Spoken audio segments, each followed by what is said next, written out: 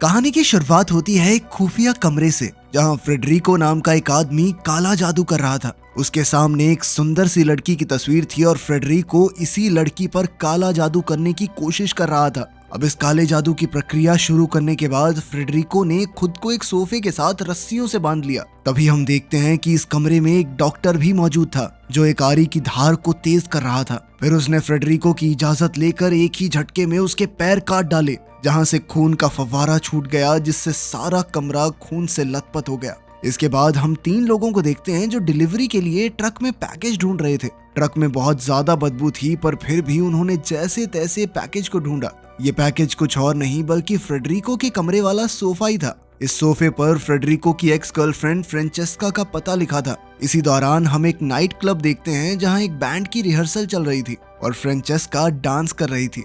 Rehearsal खत्म होने के बाद बॉब और रोजान नाम के 2 डिटेक्टिव्स फ्रेंचेस्का से बातचीत करने आए। उन्हें देखकर फ्रेंचेस्का की दोस्त मैक्सी, जो बैंड की मैनेजर भी थी, वहां आ गई।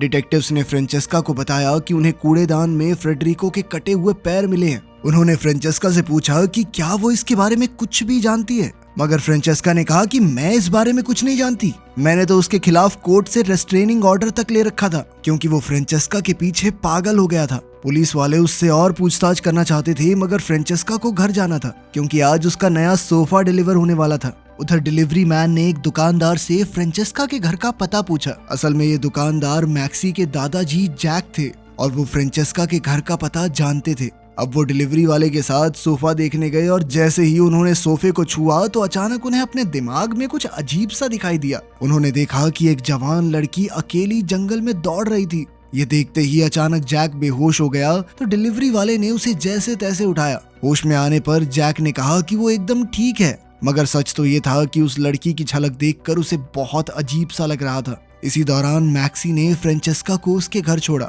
जहां फ्रेंचेस्का का नया बॉयफ्रेंड टीजे बाहर नए सोफे पर बैठकर उसका इंतजार कर रहा था। इसके बाद वो सोफे को घसीटकर फ्रेंचेस्का के लिविंग रूम में ले गया। फिर उसने फ्रेंचेस्का से कहा कि वो अपने कुछ दोस्तों से मिलने बाहर जा रहा है। कुछ देर बाद फ्रेंचेस्का नहाने चली गई, मगर उसे ये एहसास नहीं हुआ कि वो सोफा उस पर नजर रखे हुए था। फिर रात के समय फ्रेंचेस्का अपने नए सोफे पर बैठकर आराम कर रही थी, लेकिन तभी अचानक उसे महसूस हुआ जैसे वो घर में अकेली नहीं है। जल्द ही उसे लगने लगा कि वो सोफा उसे अलग तरह से छू रहा है। तभी अचानक फ्रेंचेस्का की आंख खुल गई तो उसने देखा कि वो अपने बिस्तर पर थी। पहले तो उसे लगा कि शायद ये कोई सपना था, लेकिन जो भी उसने महसूस किया वो एकदम असली जैसा था। तभी हम देखते हैं कि उस सोफे के पीछे उसी लड़की की आत्मा खड़ी थी, जिसकी झलक जैक ने देखी थी। उधर जैक अपने घर पर उसी लड़की के बारे में रिसर्च कर रहा था। कुछ किताबों और जादू टोने पर वीडियोस बनाने वाले एक यूट्यूबर से उसे पता चला कि हो सकता है कि उस सोफे में किसी काली आत्मा का साया हो। खैर, अगली सुबह फ्रेंचेस्का की आंख खुली तो उसे लिविंग रूम से शोर सुनाई दिया। उसे लगा कि ये टीजे होगा, पर जब वो लिविंग रूम में गई तो सोफे के आसपास सजावट थी और नाश्ता एकदम तैयार। कुछ ही पलों में टीजे दूसरे कमरे से उठकर बाहर आया, तो फ्रेंचेस्का को लगा कि टीजे ने उसके लिए ये सब किया है और उसने खुश होकर टीजे को गले लगा लिया। मगर टीजे को समझ नहीं आ रहा था कि आखिर ये किसने किया। खैर, फ्रेंचेस्का खुश थी और उसके फ्री फंड के नंबर बन रहे थे, तो उसने कुछ नहीं कहा। वहीं दूसरी ओर डिटेक्टिव बॉब कंप्यूटर पर फ्रेडरिको के केस के सबूतों की जांच कर रहा था। उन तस्वीरों से पता चला कि फ्रेडरिको फ्रेंचेस्का के पीछे पागल था और साथ ही वो तंत्र मंत्र और काले जादू में भी काफी दिलचस्पी रखता था। फिर उसने फ्रेंचेस्का को बुलाकर इसके बारे में पूछताछ की, पर उसने कहा कि मुझे इस बारे में कुछ नहीं पता। खैर, फिर फ्रेंचेस्का ने बताया कि पता नहीं क्यों, लेकिन जिसके साथ भी मैं रिलेशनशिप में आती हूँ ना, वो थोड़े टाइम बाद मेरे पीछे पागल से हो जाते हैं। इधर फ्रेंचेस्का अपना बयान दे रही थी और उधर वो भूतिया सोफा अब टीजे को घूर रहा था। ये सोफा फ्रेंचेस्का के बॉयफ्रेंड से जलता था, इसलिए उसने सीधा जाकर टीजे को स्टोव पर धक्का दे दिया और उसकी टांग में लोहे का सरिया घुसा दिया। टीजे ने दर्द में करहाते हुए फ्रेंचेस्का को फोन किया और वो जल्द ही डिटेक्टिव बॉब के साथ घर पहुंची। उन्होंने देखा कि टीजे जख्मी हालत में बाथटब में पड़ा था। फ्रेंचेस्का ने उसे बाहर निकाला और बॉब ने लिविंग रूम में जाकर देखा कि वहां बीचों बीच बस एक सोफा रखा था। टीजे ने कहा कि इस सोफे में किसी बुरी आत्मा का साया है और इसने ही मेरे ऊपर हमला किया था। लेकिन फ्रेंचेस्का को उस पर यकीन नहीं हुआ और उसने टीजे को आराम करने को कहा। आखिरकार टीजे अपनी माँ के घर चला गया। उसकी माँ ईयरफोन्स लगाकर एक मेडिटेशन क्लास देख रही थी। कुछ ही देर में टीजे के कमरे की खिड़की पर एक लोहे का स्प्रिंग हमला करने लगा, तो उसने तुरंत अपनी माँ को आवाज दी, पर उन्हें कुछ सुनाई नहीं दे रहा था। अब उसने खुद खिड़की खोलकर बाहर देखा तो उसके होश उड़ गए, क्योंकि फ्रेंचेस्का का सोफा नीचे खड़े होकर उसे घूर रहा था। ये देखकर टीजे ने डर के मारे खिड़की बंद करने की कोशिश की, मगर सोफे का स्प्रिंग बीच में आ गया। अब टीजे घबराकर जमीन पर गिर गया, पर एक स्प्रिंग उसके पैर में घुस गया। फिर सोफे के अंदर से अजीबोगरीब ऊर्जा निकली, जिसने कुछ ही पलों में टीजे की आत्मा को खींचकर खुद में समा लिया। इस तरह टीजे शैतानी सोफे का पहला शिकार बना। उधर जैक अपनी साथी जेनी के साथ मिलकर इस सोफे की बुरी आत्मा को रोकने की कोशिश कर रहा था। उसने आत्माओं की दुनिया में जाने की कोशिश की ताकि वो अपने बुरे सपनों का मतलब समझ सके। अब उन्होंने आत्मा से बात करने की प्रक्रिया शुरू की और आखिरकार जैक एक बार फिर उसी जंगल में पहुंच गया जहां वो लड़की किसी से बचकर भाग रही थी। अचानक उस लड़की का एक कपड़ा जमीन पर गिर गया, जिसमें एक जहरीला फूल मौजूद था। जैसे ही जैक ने उसे उठाया तो वो जंगल के दूसरे हिस्से में पहुंच गया। उसने देखा कि एक औरत खाने की टोकरी लेकर उस जवान लड़की के पास आई। न जाने क्या हुआ, लड़की ने टोकरी से चाकू निकाला और अचानक वो मर गई। ये सब देखकर वो औरत बुरी तरह डर गई। इसके अलावा एक लड़का जो वहीं छुपकर ये सब देख रहा था, वो भी डरकर भाग गया। तभी अचानक जैक की आंख खुली और वो असली दुनिया में लौट आया। उसने जेनी को बताया कि जंगल वाली लड़की ने किसी को जहर दिया था, जिसके बाद वो खुद भी मर गई और अब उसकी आत्मा उस सोफे में रहती है। ये बताने के बाद जैक ने फ्रेंचेस्का से मिलने का फैसला किया, क्योंकि वो जानता था कि जब तक वो सोफा उसके पास है तब तक उसकी जान खतरे में है। उधर रात होने पर फ्रेंचेस्का की आंख खुली तो वो सोफे पर थी और अचानक उसे जमीन पर अपनी अंडरवियर दिखाई दी। जैसे ही वो उसे उठाने के लिए बढ़ी तो उसे बाथरूम में किसी की परछाई दिखाई दी, लेकिन जब वो बाथरूम में गई तो वहाँ कोई नहीं था। अब उसने बाथरूम की खिड़की बंद कर दी और दरवाजे की तरफ बढ़ी, लेकिन फिर उसे दोबारा से किसी की परछाई दिखी। लेकिन तभी अचानक दोबारा से उसकी आंख खुल गई और उसे एहसास हुआ कि ये सब बस एक सपना था। फ्रेंचेस्का ने चैन की सांस ली, लेकिन जल्द ही उसे लिविंग रूम से शोर सुनाई दिया। अब वो एक टॉर्च लेकर फिर से देखने गई तो अचानक सोफा उसकी तरफ बढ़ा और वो जोर से चिल्ला उठी। अब फ्रेंचेस्का ने तुरंत मैक्सी को फोन करके बुलाया। मैक्सी जल्द ही उसे अपने घर ले गई, क्योंकि उसे लगा कि फ्रेंचेस्का को फ्रेडरिको की मौत का सदमा लगा है। फिर वो दोनों चैन से सो गए। अगली सुबह टीजे की माँ वैक्यूम क्लीनिंग कर रही थी तो वो टीजे के कमरे में गई, जहाँ उसकी लाश पड़ी थी। अचानक वैक्यूम क्लीनर ने टीजे की लाश को भी खींच लिया। इधर फ्रेंचेस्का इस सबसे अनजान थी कि टीजे के साथ क्या हुआ। वो सुबह अपने घर लौटी, जहाँ सोफा बिल्कुल अपनी जगह पर रखा था। जल्द ही उसे डिटेक्टिव बॉब का मैसेज मिला, जिसने उसे तुरंत पुलिस स्टेशन जाने को कहा। फ्रेंचेस्का दौड़कर अपने घर से बाहर निकली, पर तभी उसके सामने रैल्फ आ गया। वो भी उसका एक एक्स बॉयफ्रेंड था। फ्रेंचेस्का ने उससे कहा कि मैं अभी तुमसे बात नहीं करना चाहती, लेकिन रैल्फ तो उससे शादी करके उसके साथ परिवार बसाना चाहता था। पर फिर भी फ्रेंचेस्का उसे नजरअंदाज करके पुलिस स्टेशन की ओर निकल पड़ी। खैर, उसके जाते ही रैल्फ ताला तोड़कर उसके घर में घुस आया। उधर पुलिस स्टेशन में फ्रेंचेस्का को टीजे की डरावनी मौत की खबर मिली तो वो फूट फूट कर रोने लगी। खैर, पुलिस वालों को एक केस भी सुलझाना था, इसलिए बॉब ने मैक्सी को बुलाया ताकि उन दोनों से पूछताछ की जा सके। फिर बॉब और रोजान ने उन्हें टीजे की लाश की तस्वीर दिखाई। टीजे के चेहरे पर फ्रेंचेस्का के नाम के 2 अक्षर लिखे थे। आखिरकार बॉब ने हिसाब लगाया कि टीजे और फ्रेडरिको दोनों के कत्ल आपस में जुड़े हुए हैं। फिर उसने उन्हें फ्रेंचेस्का के एक्स बॉयफ्रेंड्स की लिस्ट देकर कहा कि इनमें से कोई शायद कातिल हो सकता है, क्योंकि फ्रेंचेस्का ने बताया था कि ये सभी उसके पीछे पागल हो गए थे। अब बॉब ने उसे लिस्ट में से वो नाम निकालने को कहा जिन पर उसे शक है, तो फ्रेंचेस्का ने रैल्फ का नाम निकाला, क्योंकि वो आज सुबह ही उससे मिलने आया था। इसके बाद दोनों डिटेक्टिव्स को सारे सबूतों को देखने के बाद वॉरेन ली नाम के एक आदमी पर शक हुआ। यह आदमी एक जानवरों का डॉक्टर था। अब वो जांच के लिए बाहर निकल पड़े और इधर रैल्फ फ्रेंचेस्का के घर में घुस आया। वो घर का सिक्योरिटी सिस्टम चेक कर रहा था, पर वो ये नहीं जानता था कि घर के कैमरे नहीं बल्कि सोफे ने उस पर नजर रखी हुई है। इसके बाद रैल्फ फ्रेंचेस्का के कमरे में जाकर उसकी अलमारी तलाशने लगा। अचानक उसे लिविंग रूम से शोर सुनाई दिया, पर उसने इस पर ध्यान नहीं दिया और फ्रेंचेस्का के 2 अंडरवियर्स निकालकर बेड पर रख दिए। सब इस लड़की के अंडरवियर के पीछे क्यों पड़े?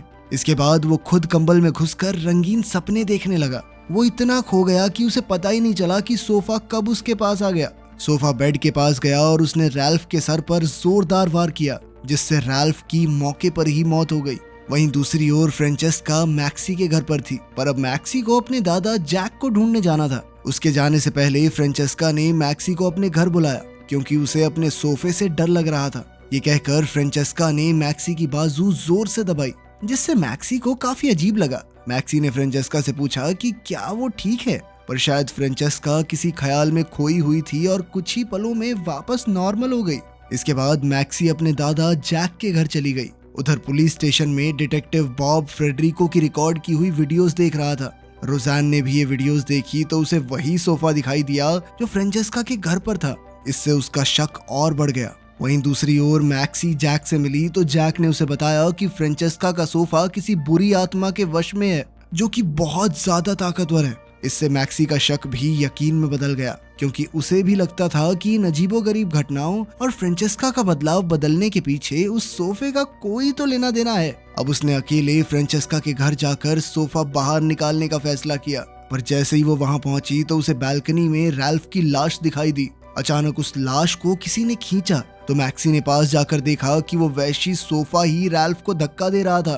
फिर अचानक उसने रैल्फ की लाश को बालकनी से धक्का दे दिया। ये देखते ही मैक्सी को यकीन हो गया कि काले जादू वाले सोफे की कहानी सच्ची है और उसने चुपचाप यहाँ से भागने का फैसला किया। मगर अचानक उसका पैर एक क्लिप पर पड़ा, जिसकी आवाज से सोफे को पता चल गया कि वहाँ कोई और भी मौजूद है। अब मैक्सी ने यहाँ से भागने की कोशिश की, पर सोफे ने अपने स्प्रिंग से दरवाजा बंद कर दिया और फिर मैक्सी की तरफ भागा। इधर मैक्सी ने जल्दी से खुद को बाथरूम में बंद कर लिया और खिड़की से भागने की कोशिश करने लगी, लेकिन दरवाजे के छेद से सोफा उसे देख रहा था। जैसे ही मैक्सी खिड़की से कूदने वाली थी तो उसका पैर फिसल गया और वो सीधा नीचे रखे कूड़ेदान में जा गिरी। बदकिस्मती से इतनी जोर से गिरने की वजह से मैक्सी की मौके पर ही मौत हो गई और हम देखते हैं कि उसकी गाड़ी की चाबियां भी ऊपर ही रह गई थी। खैर, मैक्सी के जाने के बाद सोफा सिंक की तरफ गया और अपने जादू की मदद से उसने फ्रेंचेस्का से बात करने की कोशिश की। इधर फ्रेंचेस्का को मैक्सी के घर की सिंक में सोफे की आवाज सुनाई दी। वो वलेरिया नाम की एक लड़की को पुकार रहा था। अब फ्रेंचेस्का ध्यान से सुनने के लिए सिंक के पास गई, पर तभी अचानक दोनों डिटेक्टिव्स वहां आ गए, जिससे फ्रेंचेस्का डर गई। खैर, फिर उसने डिटेक्टिव्स को बताया कि मैक्सी 2 घंटे पहले गई थी। अब मैक्सी को ढूंढने के लिए उन तीनों ने मिलकर फ्रेंचेस्का के घर जाने का फैसला किया, लेकिन जब वो वहां पहुंचे तो वहां मैक्सी तो नहीं थी, पर उसके घर की चाबियां थी। फ्रेंचेस्का ने मैक्सी को फोन किया तो उसे बाहर से मैक्सी का फोन बजने की आवाज सुनाई दी। फिर डिटेक्टिव्स बाहर कूड़ेदान के पास पहुंचे तो वहां उन्हें रैल्फ की लाश मिली। अब रैल्फ की मौत के बाद ये केस और उलझ चुका था। इधर फ्रेंचेस्का को एक बार फिर से वलेरिया नाम सुनाई दे रहा था और जैसे ही वो पीछे मुड़ी तो उसे एहसास हुआ कि ये आवाज उसके सोफे से आ रही है। अब वो डर के मारे घर से बाहर आ गई और उसने देखा कि सोफा और रैल्फ की आत्मा खिड़की से उसे देख रहे थे। ये देखकर उसकी सांसें सूख गई और उसे मैक्सी की गाड़ी दिखाई दी तो वो तुरंत उसमें बैठकर भाग निकली। अगली सुबह हम देखते हैं कि वो समुद्र किनारे सड़क पर खड़ी थी। वो फूट फूट कर रो रही थी क्योंकि उसे लग रहा था कि मैक्सी भी टीजे की तरह मारी गई। पर तभी उसे मैक्सी के दादा जैक का फोन आया और उन्होंने कहा कि वो उसके साथ हो रही अजीबोगरीब घटनाओं का कारण जानते हैं। अब फ्रेंचेस्का उनसे मिलने पहुंची और उन्हें बताया कि मैक्सी मिल नहीं रही है, साथ ही उसे वलेरिया नाम की अजीबोगरीब आवाजें सुनाई देती हैं। ये सुनते ही जैक को अपनी रिसर्च याद आई और वो समझ गया कि ये उसी लड़की की बात हो रही है जिसे उसने जंगल में देखा था। उसका पूरा नाम वलेरिया कॉलेट था और वो अपने पति जेरार्ड के साथ लोगों को जहर देकर उन पर काला जादू करके उनकी आत्माओं को अपने वश में करती थी। मगर कुछ समय बाद सबके सामने उसका पर्दाफाश हो गया और जेरार्ड को सजाए मौत हुई। इसके बाद हमने सपने में देखा ही था कि वो कैसे मरी। इसके बाद वलेरिया मैरी नाम की एक औरत को जहर देकर मर गई थी। तब फ्रेंचेस्का ने कहा कि मैरी तो उसकी परदादी थी। खैर, फिर जैक ने बताया कि वलेरिया की मौत के बाद उसकी आत्मा मैरी के शरीर में घुस गई। उस दिन के बाद से फ्रेंचेस्का की परदादी मैरी के पीछे मर्द दीवाने हो जाते थे। ये वलेरिया का श्राप था जो आज तक उनके परिवार में था। यही कारण था कि फ्रेंचेस्का के बॉयफ्रेंड्स भी उसके पीछे पागल हो जाते थे। सच तो ये था कि जेरार्ड की आत्मा ने फ्रेडरिको को वश में किया था ताकि जेरार्ड और वलेरिया फिर से एक हो सकें। खैर, अब जैक ने कहा कि एक आत्मा सिर्फ जिंदा लोगों को वश में करके अपना काम करवाती है, मगर हैरानी की बात ये थी कि वो सोफे में कैसे घुस गई। खैर, जैक के पास इसका कोई जवाब नहीं था, पर फिर भी उसने दोनों आत्माओं को पकड़ने के लिए 2 बक्से बनाए। इसी दौरान फ्रेंचेस्का को एक बार फिर से वही सोफा दिखाई देने लगा, साथ ही वलेरिया की आत्मा भी वहां मौजूद थी। फ्रेंचेस्का बुरी तरह डर गई और जैसे तैसे इस भ्रम से बाहर निकली। तभी उसने देखा कि जैक को दिल का दौरा पड़ गया था। फ्रेंचेस्का ने उसकी मदद करने की कोशिश की, पर जैक ने उसे एक बक्सा ले जाकर सोफे के पास रखने को कहा। वहीं दूसरी ओर पुलिस स्टेशन में हम देखते हैं कि बॉब ने वॉरेन ली को पूछताछ के लिए बुलाया था। तब वॉरेन ने कबूल किया कि उसने फ्रेडरिको के कहने पर ही उसके पैर काटे थे। उधर रोज़ैन अपनी छानबीन करते हुए रैल्फ के घर पहुंची तो उसे पता चला कि उसने फ्रेंचेस्का के घर में कैमरास लगा रखे थे। जब रोज़ैन ने रिकॉर्डिंग देखी तो उसने सोफे को अपने आप चलते देखा, जिससे उसके होश ही उड़ गए। अब वो तुरंत बॉब को ये खबर देने निकली। कुछ समय बाद हम देखते हैं कि फ्रेंचेस्का ने घर जाकर सोफे के अंदर मौजूद आत्मा को बक्से में जाने का आदेश दिया, मगर आत्मा उसकी बात मानने को तैयार ही नहीं थी। तब फ्रेंचेस्का ने सोफे पर तेल छिड़क कर उसे जलाने का फैसला किया, पर जैसे ही उसने माचिस जलाई तो सोफे ने आग बुझा दी। अब फ्रेंचेस्का के पास कोई चारा नहीं था, इसलिए उसने चाकू उठा लिया। ये देखते ही सोफा इंसानों की तरह खड़ा हो गया और फ्रेंचेस्का की तरफ बढ़ने लगा। उसी पल अचानक बॉब और रोज़ैन वहां आ पहुंचे और बॉब ने सोफे पर गोलियां चला दी। ऐसा करते ही सोफा टूटकर नीचे गिर गया और पीछे से फ्रेडरिको का जला हुआ शरीर सामने आया। तब ये खुलासा होता है कि वॉरेन ने बॉब को बताया था कि फ्रेडरिको ने अपने पैर इसलिए कटवाए ताकि वो सोफे में छुप सके। आखिरकार बॉब ने फ्रेडरिको पर गोली चलाकर उसे मार डाला और उन्हें लगा कि इस वहशी सोफे की कहानी अब खत्म हुई। ये सब देखकर फ्रेंचेस्का को काफी ज्यादा घबराहट हो गई और उसने तुरंत बाथरूम में जाकर दवाइयां लेने की सोची, मगर हड़बड़ाहट में उसकी सारी दवाइयां जमीन पर गिर गई। जैसे ही वो दवाई उठाने झुकी, किसी ने उसका हाथ पकड़ लिया। ये कोई और नहीं बल्कि वलेरिया की वैशी आत्मा थी और जल्द ही वो फ्रेंचेस्का के शरीर में घुस गई। अब रोज़ैन उसके पीछे बाथरूम में आई तो फ्रेंचेस्का ने दरवाजा खोलकर कहा कि सब कुछ ठीक है। कुछ ही पलों में हमने नीचे कूड़ेदान में देखा कि मैक्सी मरी नहीं थी, वो बस बेहोश हो गई थी। वो जैसे ही फ्रेंचेस्का के घर में आई तो उसे देखते ही फ्रेंचेस्का ने उसे गले लगा लिया। उसने कहा कि सब बिल्कुल ठीक हो जाएगा, पर तभी हम शीशे में झलक देखते हैं कि फ्रेंचेस्का इस वक्त वलेरिया के वश में थी। खैर, अगले दिन जब डिटेक्टिव बॉब फ्रेंचेस्का से मिलने आया तो उसे ये देखकर बहुत हैरानी हुई कि फ्रेंचेस्का ने सोफा रखने का फैसला किया था। फिर उसने बॉब को चाय दी जो उसी जहरीले फूल से बनी हुई थी जिसके इस्तेमाल से वलेरिया लोगों की जान लेती थी। उसे पीते ही बॉब बेहोश होकर जमीन पर गिर गया। कुछ समय बाद रोज़ैन बॉब को ढूंढते हुए फ्रेंचेस्का के घर आई, पर जो सामने था उसे देखकर उसके पैरों तले जमीन खिसक गई। उसने देखा कि मॉन्स्टर सोफा बॉब की आत्मा को अपने अंदर खींच रहा था और बदले में वलेरिया के पति जेरार्ड की आत्मा बॉब में आ गई। रोज़ैन ने उसकी मदद करने की कोशिश की, मगर अचानक फ्रेंचेस्का ने उसकी पीठ में चाकू घोंप दिया। फिर डिटेक्टिव बॉब ने जेरार्ड के वश में आकर रोज़ैन को जान से मार डाला। आखिरकार वो दोनों वहशी पति पत्नी अब लौट आए थे और अब वो मिलकर दोबारा से इंसानों का शिकार करने के लिए तैयार थे। थोड़ी देर बाद मैक्सी अपनी गाड़ी में फ्रेंचेस्का से मिलने आई।